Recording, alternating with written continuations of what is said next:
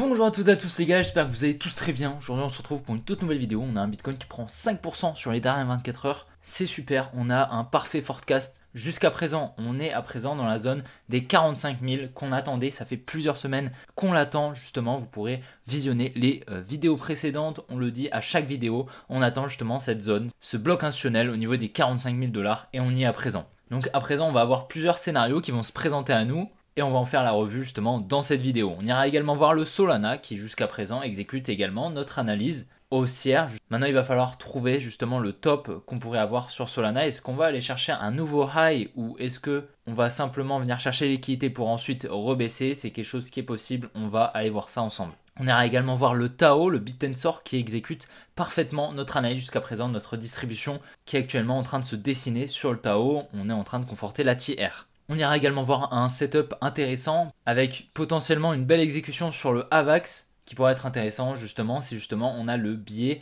qu'on attend sur le Bitcoin. Donc j'espère vraiment que la vidéo vous plaira, si c'est le cas n'oubliez vraiment pas de la liker et de vous abonner si ce n'est pas déjà fait, c'est vraiment important. Pour ceux qui me découvrent, je poste les analyses de marché, en l'occurrence le marché crypto chaque jour, donc n'hésitez vraiment pas à vous abonner. Si vous souhaitez acheter des cryptos ou trader des cryptos, n'hésitez surtout pas à vous inscrire via mes liens en description. Vous avez un lien sur BitGet si vous le souhaitez et un lien Apex, c'est des liens d'affiliation mais vous aurez des rabais sur les frais de trading. Dans tous les cas les gars, je vous souhaite un bon visionnage, allez on est parti.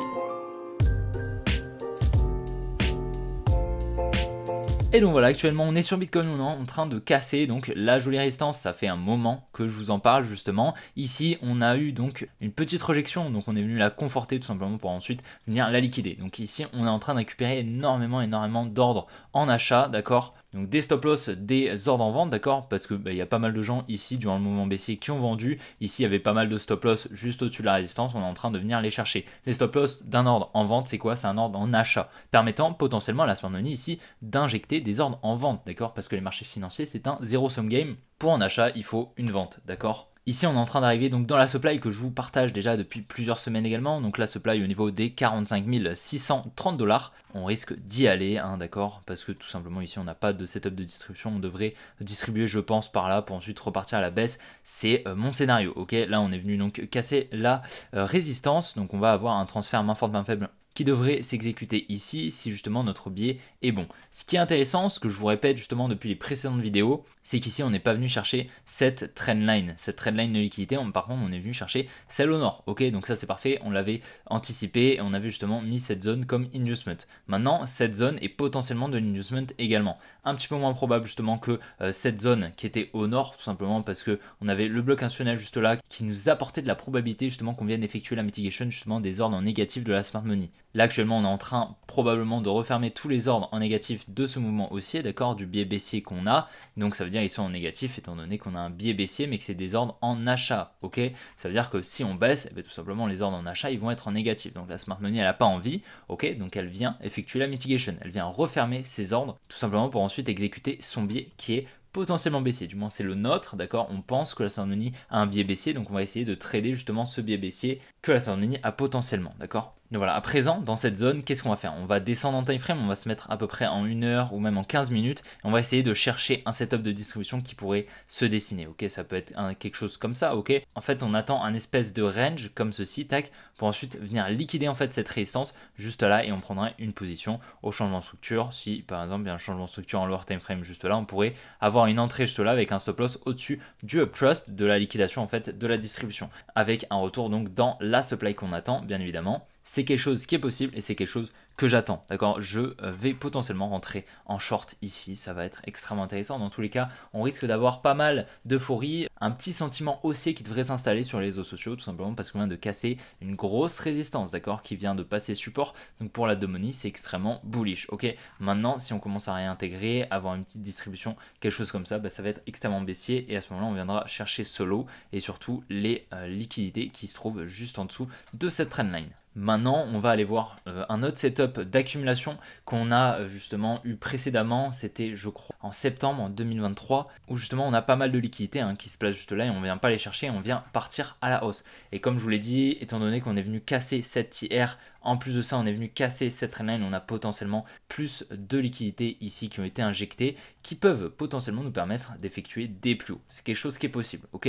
Maintenant, c'est pas le scénario qu'on privilégie, vous le savez. mais on peut potentiellement partir sans venir chercher ces liquidités parce que la smart money a potentiellement eu assez de liquidités ici pour injecter ses positions en achat. Donc cette accumulation, c'est celle-ci, d'accord? L'accumulation, on était donc en septembre 2023, comme je vous l'ai dit juste avant, et donc on avait cette trendline qui se plaçait juste ici, juste après l'accumulation. On a une jolie accumulation juste là, Selling Climax Automatic Rally, avec une trading range qui se place juste là, avec un secondary test qu'on pourrait mettre ici ou ici, on en a 3, ok? Puis un secondary test in phase B, un STNB qui se place juste là, puis ensuite on injecte à la hausse. Et donc on vient en fait effectuer la mitigation juste là de la demand, mais en même temps on crée une espèce de trendline, d'accord? Et on n'est pas venu la chercher, ensuite on est venu injecter à la hausse, ok? Donc si est possible ici, maintenant ici on a quand même une plus grosse trendline qui a potentiellement plus de liquidité parce qu'on vient la conforter maintes et maintes fois, d'accord? Donc c'est un petit peu différent, mais ça y ressemble énormément, donc on peut potentiellement partir sans venir les chercher. Personnellement c'est pas ce que je privilégie, comme je vous l'ai dit, j'attends maintenant un retour en dessous de cette trendline et de venir chercher solo au niveau des 38 500, ok? Jusqu'à présent, vraiment le scénario sur Bitcoin s'exécute à merveille, d'accord? Vous le savez, peut-être que vous suivez les vidéos chaque jour, je l'espère et je vous en remercie. Mais donc vous le savez, clairement, jusqu'à présent, le scénario s'exécute à merveille. C'est vraiment magnifique. Ça fait vraiment depuis un moment à peu près qu'on est ici, je crois, qu'on attend la cassure justement de cette résistance au niveau des 44 500. Et c'est enfin le cas, d'accord? Maintenant, on va avoir le dénouement. On va savoir justement si est-ce que notre biais est le bon. Est-ce que justement on a bien lu les traces de la smart money et donc on va s'attendre à des plus bas. C'est quelque chose qui est possible et c'est quelque chose que j'attends. C'est le scénario que je privilégie. Est-ce qu'on a eu tort? C'est possible et qu'en fait on va venir tout simplement venir potentiellement dans cette dimension pour ensuite repartir à la hausse et à ce moment-là effectuer un nouveau mouvement haussier, venir chercher les 50 000 $. C'est quelque chose également qui est possible, d'accord? On va pas non plus supprimer ce scénario, c'est une possibilité. Maintenant, comme je vous l'ai dit, c'est pas ce que je privilégie. Mais donc dans les prochains jours, dans les prochaines semaines, dans la semaine qui va arriver, la semaine prochaine, on saura justement si notre biais était le bon et si justement on a été bon sur cette analyse. Donc voilà, la semaine prochaine sera assez décisive justement, donc j'ai une petite pression quand même parce que j'aimerais bien que mon biais s'exécute parfaitement et j'espère que ça sera le cas. Personnellement, j'ai essayé de mettre toutes les probabilités de mon côté justement pour avoir ce biais avec un maximum de probabilités donc d'exécution. Et donc voilà, donc sur Solana, on exécute justement le biais qu'on avait. Je vous ai dit que cette dimen était potentiellement protégée. On avait au cas où celle-ci, d'accord, qu'on pouvait venir liquider. Mais donc, ce que je vous ai dit dans la précédente vidéo, il me semble, c'est que si on venait liquider ce support pour ensuite revenir dans cette dimen, effectuer la mitigation, là, ça aurait été possible qu'on aille vraiment très très haut, ok? Parce que là, on serait venu chercher énormément de liquidité et donc là, étant donné qu'on n'est pas venu chercher le support, on était venu le conforter. Et donc, je vous ai dit justement qu'on avait pas mal d'ordres ici qui avaient été injectés de la smart money en achat, d'accord? Donc, potentiellement, en fait, cette dimen était protégée, d'accord? À court terme, bien évidemment. Maintenant, on a un gros support ici, pas mal de liquidité, comme je vous l'ai notifié avec cette droite rose. Donc, je m'attendrai ensuite à venir les chercher, en fait, hein, tout simplement. En venant, en fait, chercher la trendline que je vous ai montré juste avant sur Bitcoin, on viendrait chercher ce support sur Solana. Maintenant, il ne faut pas oublier également qu'on a une grosse résistance au nord qu'on va venir chercher, d'accord? J'en suis quasiment sûr, c'est la résistance des 108 $, donc je pense qu'on pourra venir chercher les 111, même peut-être les equal high qu'on a juste là. Personnellement, je pense qu'on peut partir sans venir la chercher, d'accord? Je m'attendrai à quelque chose comme ça, donc venir chercher cette résistance, la liquider, tac, pour ensuite repartir à la baisse et à ce moment-là venir chercher donc le support qu'on a juste ici. C'est personnellement le scénario que je privilégie. Et là, vraiment, le support qu'on a, ça m'étonnerait vraiment qu'on le laisse, comme je vous l'ai dit. Donc j'avais acheté un petit peu de Solana au niveau des 80 $ dans le bloc institutionnel, juste en fait quand on est venu liquider le support juste ici, que je vous avais d'ailleurs notifié, que je risque de vendre au niveau en fait juste au-dessus en fait de cette résistance. Je risque de les vendre, ou du moins une énorme partie, pour ensuite racheter un petit peu plus bas lorsqu'on aura le retracement un petit peu plus profond qu'on attend. Donc je prends pas mal de risques, d'accord, parce que je suis assez confiant justement sur mon analyse et que je peux me le permettre, d'accord, que c'est une petite partie de mon capital et que je sais que si on part un petit peu plus haut, d'accord, je ne vais pas FOMO, je ne vais pas fear of missing out et je ne vais pas racheter, d'accord, plus haut, ok?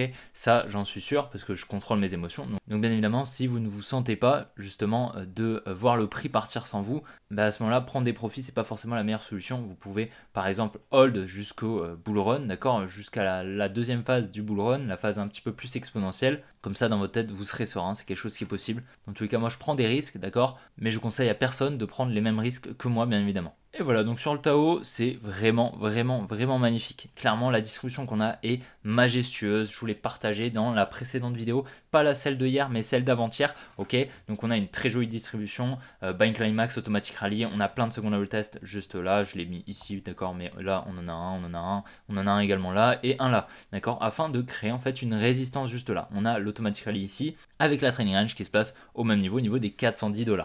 D'accord, donc je vous ai dit qu'on allait venir chercher les 400 $, très probablement les 388, d'accord, ça peut être une zone d'achat intéressante, peut-être par exemple, je sais pas, vendre ici dans la supply au niveau des 472 pour ensuite racheter au niveau des 390, ça peut être un move intéressant, d'accord. Personnellement, je n'ai pas de Tao, malheureusement, je n'ai pas pu profiter des deux hausses qu'on a pu vivre sur le Tao. Maintenant, je pense qu'on va quand même entamer un retracement, d'accord. En plus de ça, c'est assez confluent justement avec les biais que j'ai, notamment sur le Bitcoin, ok. Et ensuite, on pourra potentiellement venir chercher donc la trendline qu'on a juste ici et venir potentiellement chercher les 142 $, ma zone d'achat, qui serait pertinent justement pour le bull run. Et voilà, clairement, le setup qu'on a actuellement en lower time frame, donc en 1 heure, c'est une magnifique distribution. Je suis très content parce qu'on l'a parfaitement forecast avant-hier. On était à peu près au top en fait. On était ici, il me semble, au niveau des 388.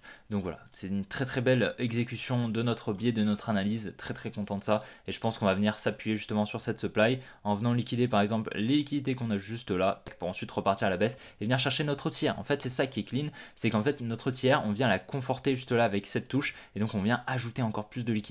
On a encore plus de probabilité d'exécution justement qu'on vienne chercher cette tiers en fait, cette trading range. Parce qu'on va venir la chercher, ok, sur une grosse distribution comme ça, avec une jolie tiers comme ça, on vient dans la majorité des cas, 99% du temps, en fait, venir chercher ce support, en fait, cette trading range pour nous, ok, un support pour la dumb money. Donc pour la dumb money, c'est un support extrêmement solide, vu qu'il vient en fait être conforté pas mal de fois, mais en fait, c'est faux, d'accord, on va venir le chercher, le liquider au minimum pour potentiellement réaccumuler juste là et repartir, d'accord. C'est pour ça que je vous ai dit que c'est une zone d'achat intéressante, les 380 $, 388, environ 390, c'est quelque chose qui est intéressant. Maintenant, je pense quand même que le biais va être baissier, notamment grâce à l'analyse sur Bitcoin que j'ai et le biais que j'ai. Maintenant, comme je vous l'ai dit, on peut potentiellement réaccumuler, tac, et repartir à la hausse. Voilà, c'est extrêmement intéressant ce qu'on a actuellement sur le AVAX. Donc comme on peut le voir, on est en train de conforter une jolie trendline qu'on tient déjà depuis un moment. Donc maintenant, j'ai deux scénarios sur l'AVAX. Alors soit on vient en fait dans cette supply liquider la trendline, tac, et repartir à la baisse. C'est quelque chose qui est possible. En plus de ça, on a un petit peu de liquidité juste là, mais pas grand chose, ok. D'accord, donc c'est quand même pas équivalent à la tiers que je viens de vous montrer sur Tao, mais on a quand même un petit peu de liquidité. Voilà, si justement on a un biais baissier qui pourrait s'installer grâce justement au biais qu'on a sur le Bitcoin, et bien à ce moment-là on viendrait liquider cette trendline, ok, venir dans la supply au niveau des 39,2 $ à peu près, pour ensuite repartir à la baisse. Voilà, ce serait un scénario extrêmement intéressant. Maintenant ici, comme on peut le voir, on a eu quand même une belle libération d'ordre ici, on a dû avoir un très gros transfert main forte main faible dû au gros support qu'on avait créé juste là, qu'on est venu liquider. On est revenu ensuite dans une demand assez pertinente, ok, juste là, qui va potentiellement nous permettre d'effectuer des plus hauts, d'accord. Et à ce moment-là, on effectuerait une plus grosse réaccumulation, distribution, juste là, tac, cric, juste ici, accumulation, et on repart à la hausse. À ce moment-là, on viendrait chercher les 56, 60 $ à peu près. C'est quelque chose qui est possible, d'accord. Mais pour le moment, je pense que sur le AVAX, on peut s'attendre justement déjà à la liquidation de cette trendline et un retour aux 39, 40 $. C'est quelque chose qui est possible. On va assurer ça de très très près. Dans tous les cas, moi je n'ai plus d'AVAX, j'en ai pris la quasi-totalité des profits environ ici aux 45 $. Donc un joli move, d'accord, mais j'aimerais bien en acheter un petit peu plus bas, potentiellement les 22 $ ou même peut-être un petit peu en dessous. Mais les 22 $ seront, je pense, une très très bonne zone d'achat pour le bull run. Et donc voilà les gars, j'espère vraiment que la vidéo vous aura plu. Si c'est le cas, n'oubliez vraiment pas de la liker et de vous abonner si ce n'est pas déjà fait. Ça m'aide vraiment énormément et c'est extrêmement important. Surtout étant donné que j'ai pas beaucoup posté la semaine dernière, j'étais en course, vous le savez. Et donc l'algorithme ne me référence pas énormément par rapport justement aux précédentes semaines. Donc j'espère vraiment qu'elle vous aura plu. N'hésitez surtout pas à rejoindre le canal Telegram ainsi que le groupe Telegram directement en description, de vous abonner à mon compte Twitter, de vous inscrire sur BitGet et sur Apex via les liens directement en description. Et puis les gars, on se retrouve demain pour une prochaine vidéo comme d'habitude. Allez, ciao les gars!